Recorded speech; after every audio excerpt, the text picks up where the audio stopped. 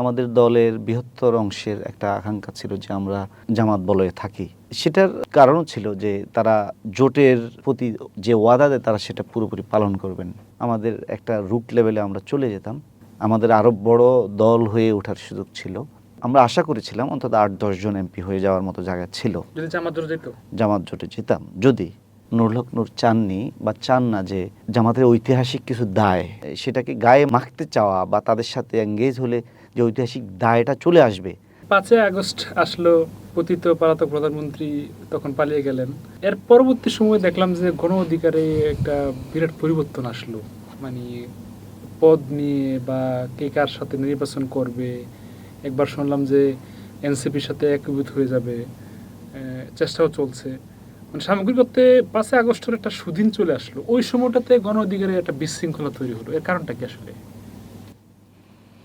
বিশৃঙ্খলা বলতে আসলে এই সময়টা তো হচ্ছে আসলে আমরা বিপ্লবের যারা আমরা অংশীজন মনে করি বা অংশী শক্তি মনে করি, আমাদের সবাই একটু এখন ভালো আছি।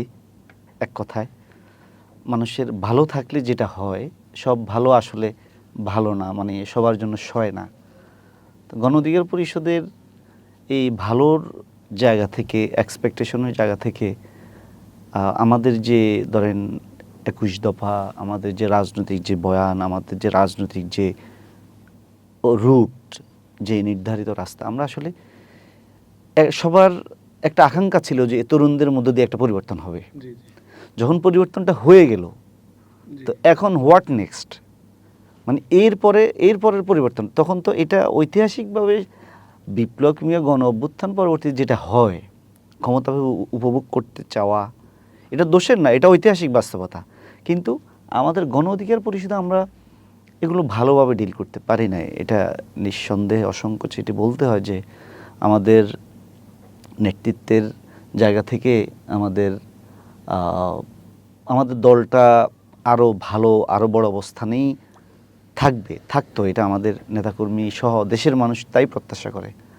সেক্ষেত্রে যে আমাদের আসলে রাজনীতি করে ক্ষমতা কেন্দ্রিক চিন্তা থেকেই এমপি হব, মন্ত্রী হব, যে কোনো এতে মানুষের জন্য কিছু করব, এই ভাবনা থেকে কিছু কীভাবে করব যদি আমি ওই জায়গায় না যেতে পারি, সেই জায়গা থেকে আমাদের দলের মধ্যে দুইটি চিন্তা ছিল। সেই চিন্তার ক্ষেত্রে আমাদের প্রথমত তিনটা আমাদের অপশন ছিল। একটা হচ্ছে জামাত সমর্থিত জোটের সাথে যাওয়া, তার পূর্বে আমাদের এনসিপির আমাদের সহযোদ্ধা যারা ছিল তাদের সাথে কাজ করার একটা সুযোগ ছিল। এগুলো বিভিন্ন পর্বে আলোচনা ছিল, কিন্তু আলোচনা একটা জায়গায় এসে আসলে হয়ে ওঠে নাই, যেহেতু সবাই সমসাময়িক। আবার ওইখানে শীর্ষ নেতৃত্বে যারা আছে তারা আবার অনেকে নূর ভাইকে নিয়ে অনেকেরই এক ধরনের কী বলে অ্যালার্জি, উনি তো তাদেরও অনেকেরই লিডার। সেক্ষেত্রে তাদের সাথে একটা চূড়ান্ত পরিণতিতে আসলে বুঝতে পারে না, কিন্তু আমরা খুব কাছাকাছি চলে গিয়েছিলাম যে আমরা একসাথে কাজ করব। সেক্ষেত্রে সম্মানজনক, সন্তোষজনক জায়গা ছাড়া না ছাড়ার বিষয়টা চলে আসে। আলটিমেটলি সেটা আর এক্সিকিউট হয় নাই। তারপরে দুই চিন্তার জায়গায় আমাদের দলের বৃহত্তর অংশের একটা আকাঙ্ক্ষা ছিল যে আমরা নির্বাচন করি, হারি জিতি যাই হোক, আমরা জামাত বলয়ে থাকি। সেটার যুক্তি কারণও ছিল যে তারা তাদের জোটের প্রতি যে ওয়াদা দেয় তারা সেটা পুরোপুরি পালন করবেন, এটুকু বিশ্বাস, এটুকু আস্থা তাদের প্রতি রাখা যায়। এবং তারা যেভাবে ডেডিকেটেডলি আমাদের সংগঠনটাকে ওন করবেন, পাড়া মহল্লায় আমাদের মার্কাটাকে মানুষের কাছে তুলবেন, নিয়ে যাবেন, এটা আসলে অন্যরা করবেন না। এতে করে হতো যে আমাদের দলের একটা ভালো মার্কেটিং হয়ে যেত, আমাদের একটা রুট লেভেলে আমরা চলে যেতাম। বাট আনফরচুনেটলি এটা হয়তো আমাদের জন্য এমনটি লিপিবদ্ধ ছিল না আল্লাহর পক্ষ থেকে, যে আমাদের আরও বড় দল হয়ে ওঠার সুযোগ ছিল। আমাদের অ্যাটলিস্ট আমরা আশা করেছিলাম অন্তত ৮-১০ জন এমপি হয়ে যাওয়ার মতো জায়গা ছিল যদি জামাত জোটে যেতাম যদি, এবং পটেনশিয়াল বেশ কিছু ফেস ছিল আমাদের। তো আমাদের নেতৃবৃন্দের মধ্যেই তো আমাদের দল, আমাদের সেক্রেটারি রাশেদ ভাই তো বিএনপির সাথে এটা কৌশলে হোক আর জি করেই হোক, তিনি তো এখন বিএনপি নেতা, তিনি তো আর গণ অধিকারের কেউ নন, সাবেক এখন। তো তিনি নির্বাচন করবেন, তাকে তো অবশ্যই ধানের শীষই করতে হলে বিএনপির হয়ে করতে হবে। তো তিনি তার জায়গা থেকে, এবং এখন আমাদের তো বিএনপিতে একটা মাত্র সিট দিয়েছে এবং সেটাও ঝুঁকিপূর্ণ ছিল, সেখানে বিএনপির বিদ্রোহী প্রার্থী। তো এইটা বিপির সর্বোচ্চ, তার রাজনৈতিক কেরিয়ারের সর্বোচ্চ ঝুঁকি, চেষ্টা, মানুষকে যেভাবে হোক কনভিন্স করে তিনি এই জায়গাটা আসছেন। এটা না হলে আসলে আমাদের রাজনীতিটাই হয়তো এই পর্যন্তই থেমে যেত, ক্লোজ হয়ে যেত। হয়তো বা, আমি জানি না, হয়তো এটা আমার যে একজন ছোট জায়গা থেকে, চিন্তার জায়গা থেকে, কিন্তু সেটা যেভাবে হোক নিবু নিবু করে বিপি জ্বালিয়ে রেখেছেন, যে অন্তত প্রতিনিধিত্ব করার মতো, বলার মতো, যদি একটা মিনিস্ট্রি তো আছেন।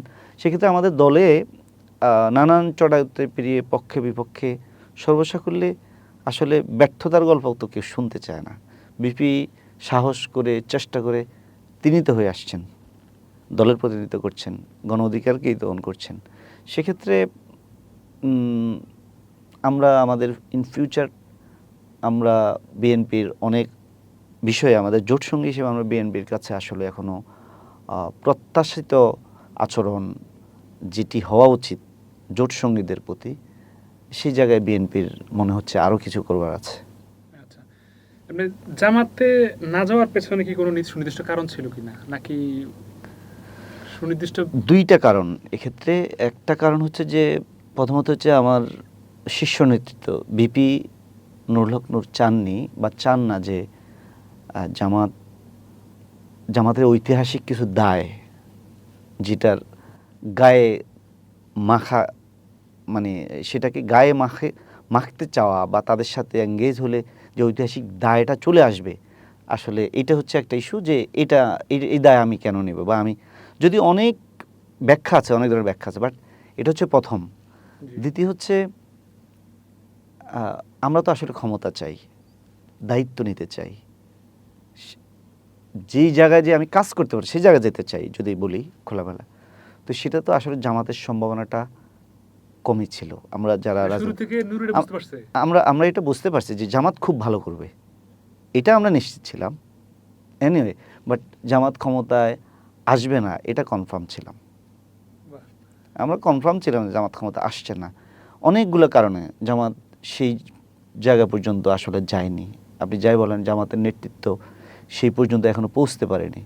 জামাত যেই পরিমাণ, যেই রাজনীতি জামাত করে, সেই রাজনীতির সেই কোয়ালিটির মানুষ কিন্তু, এটা আপনি পুরো দেশ পরিচালনা করা, সেই জায়গায় হচ্ছে, তার মানে কি বিএনপি কি এর চেয়ে অনেক যোগ্য লোক আছে না? বিষয়টা তা না। আপনার একজন মনীষী বলেছিলেন যে, খারাপ মানুষ অটোমেটিক হয়, ভালো মানুষ তৈরি করতে হয়। তো এই ভালো মানুষ, বা আপনি যেই রাজনীতি করেন, এই রাজনীতি আপনি বাস্তবায়ন করতে গেলে আপনাকে ওই পরিমাণ মানুষ তৈরি করতে হবে।